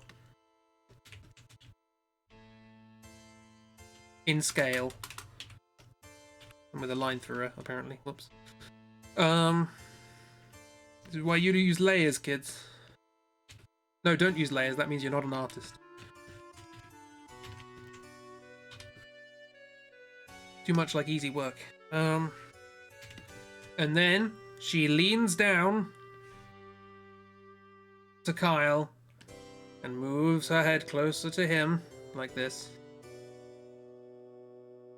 and Simon gasps and then she falls on the floor.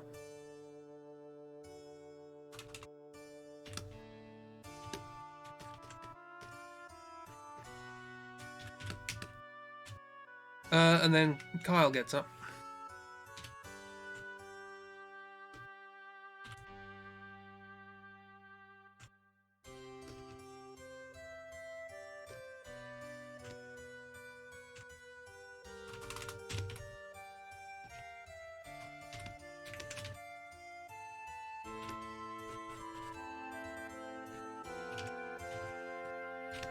And he just sort of walks away.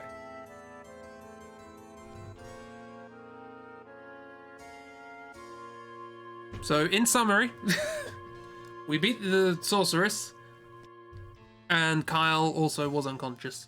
Then a big blinding light happened. Nobody could move except Cheery, who was moving around like a zombie. She walked up to Kyle, leaned her face close to him. There was another blinding light, I think. And then Cheery collapsed and Kyle got up and walked away. Then there's more. Yes, there's more.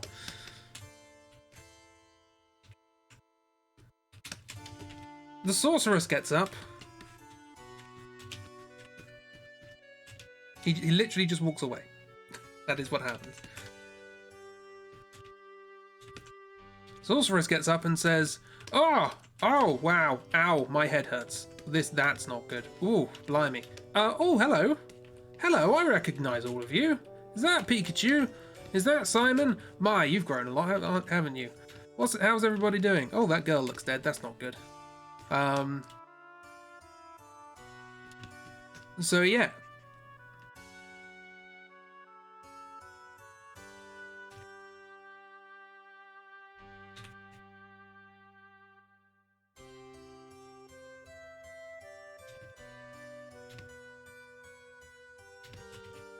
The sorceress, it seems, has now snapped out of whatever trance she was in.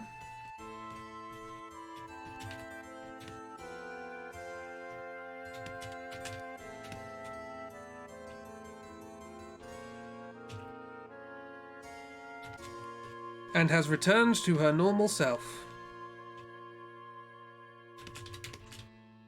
But she's still wearing the evil clothes. And she never takes them off.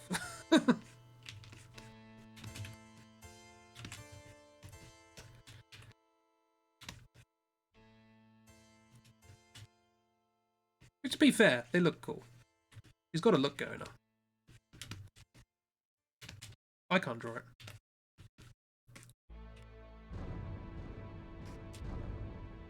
It's a little bit like Princess Leia here. That's not the intention.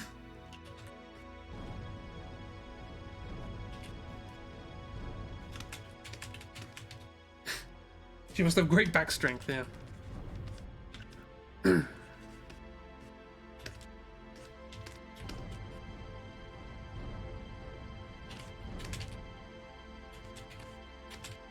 So yeah, TM is now our friend. Or at least she's not actively trying to kill us. So that's nice. So some weird stuff just happened.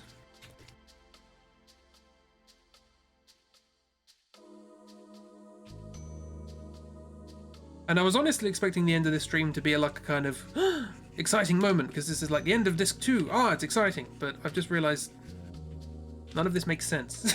So I can understand if you aren't excited about what just happened, because it doesn't make sense.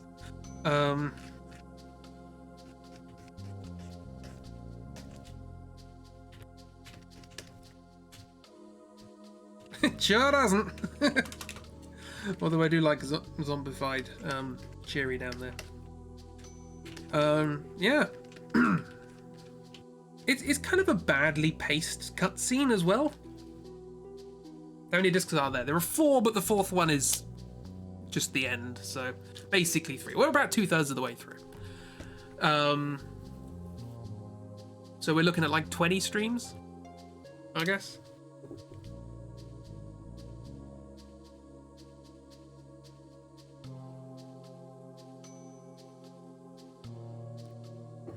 Nine many. Yeah, I was just saying how the Metal Gear Solid Drawthrough was only 10. So it's going to be twice as long. And that's a game people say is hard to explain. So yeah. Quick recap. We defeated the Sorceress and Kyle. There was a flash of blinding light. Cheery got possessed. None of us could move. Cheery went up to Kyle, moved her face close to his, then collapsed. Kyle then got up and just walked away. Cheery fell unconscious in the middle of the floor. And then TM got up and said, "Oh wow, hi kids, I haven't seen you for a while. What's going on? What's happened the last 10 years or so?" That seems fair. FF7 was like 22 or something, if you remember correctly. You got a good memory. None of those were VODed, so... yeah. That happened. We've still got 10 minutes. Okay,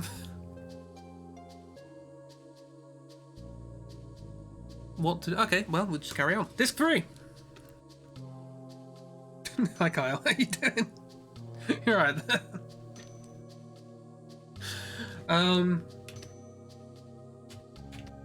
So disc 3 begins with Simon in bed, worried about Cheery, because she still hasn't woken up. Frame Man? Frame Man does not want disc 3 to happen.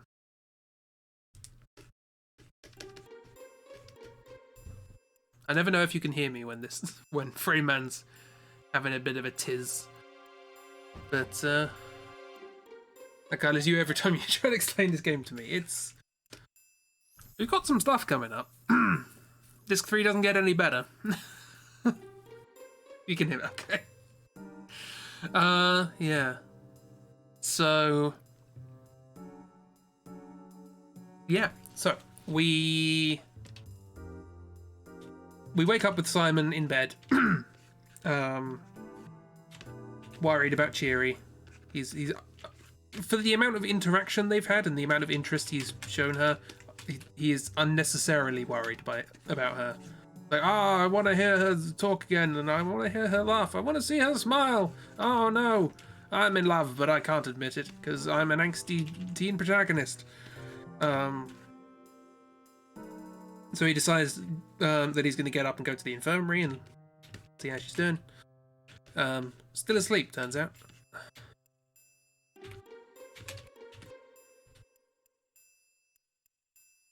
If anybody would like to give me a reason as to why these two are actually attracted to each other, or any evidence that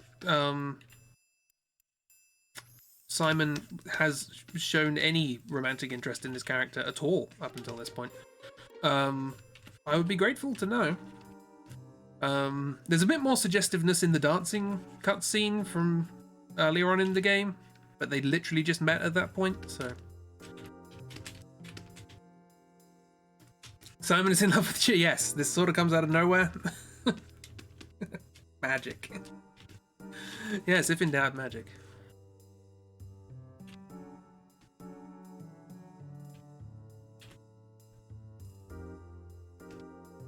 I guess she's just sort of dribbling.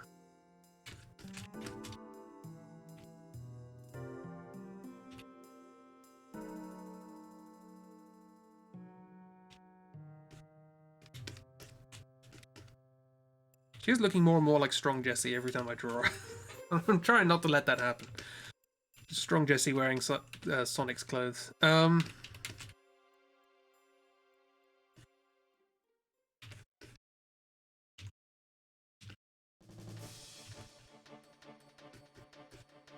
But yeah, this is the thing that sort of happens now.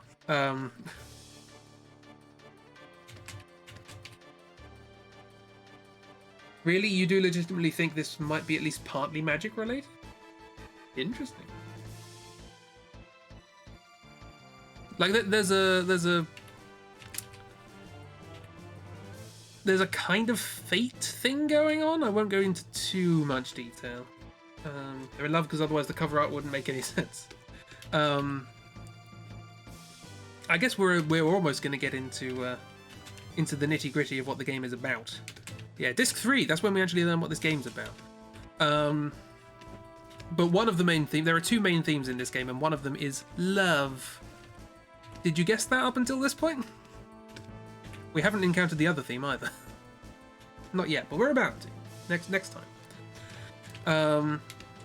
Yeah, so she is now laying in funnily enough, in exactly the same bed that Simon started the game in, having been slashed across the face, with the scar that I keep forgetting to draw. So far Simon has mostly just been moderately / highly annoyed with Cheery, and other than red flags, she has shown no interest. One of the themes of this game is love. There are two main themes, one of them is love and one of them is something we have not yet encountered. This is disc 3 of 4.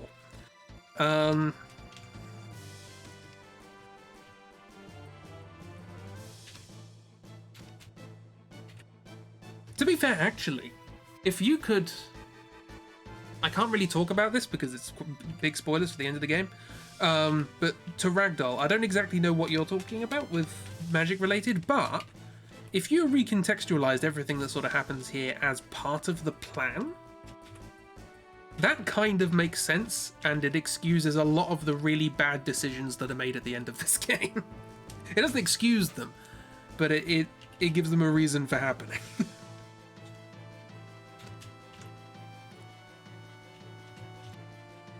I'm actually really into that.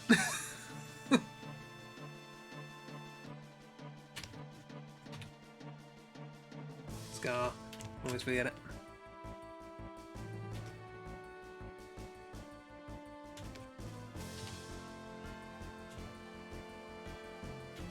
He's still as placid as ever, but a tear comes out. He doesn't quite understand what that means.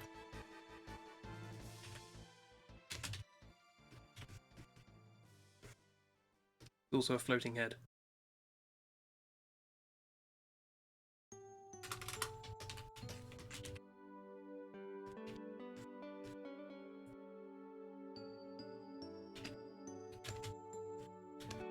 Pretty much the only actual love that wasn't completely predatory was probably Jimmy, and that's only because he's stupid.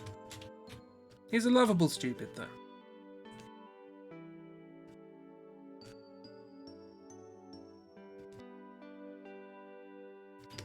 But that does kind of tie into things, and that's part of what I mean by fate.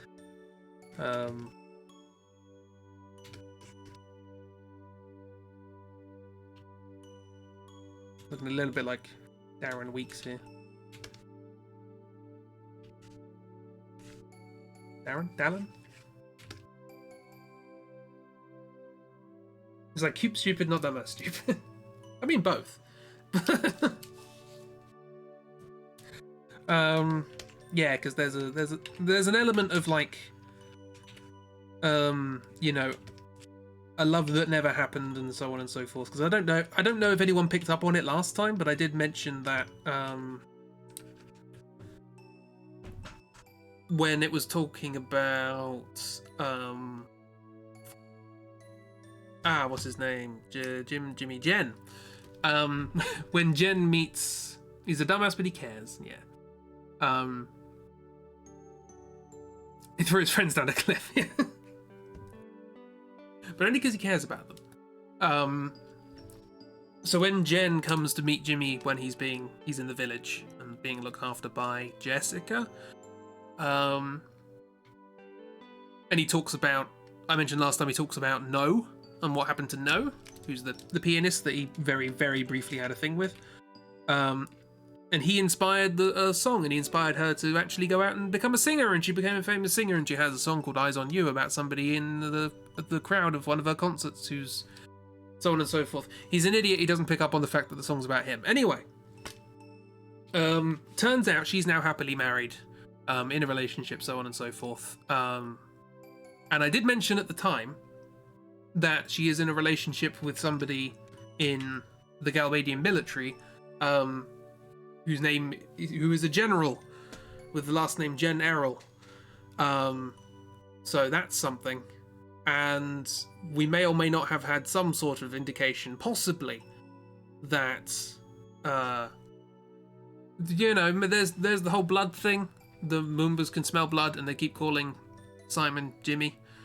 So there might be some sort of lost love from the past trying to come back sort of thing. Maybe? I don't mind talking about this now, because it's never mentioned. But, the thing where he talked about his interest in travel writing and was oblivious to No wanting to have sex with him, which I still think you can't really call a thing. Look, it's the closest this game's got. I'm working with very thin material here.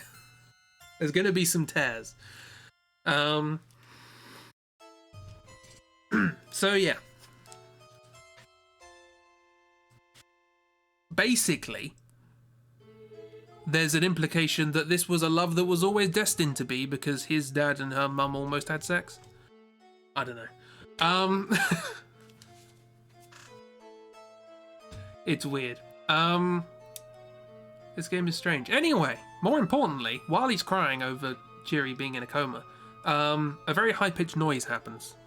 I have very dry lips, it's not working at the moment. Hang on.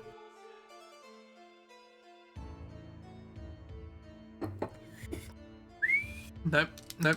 Very dry lips. High-pitched noise happens. And he falls unconscious. Oh yeah. It's time, ladies and gentlemen. It's time for another dream. Thump. This falls onto.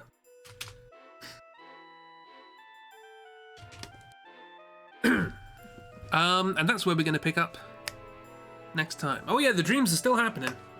They haven't stopped. More Jimmy, yeah. Well, I hope this stream made an awful lot of sense. I know it did for me. Are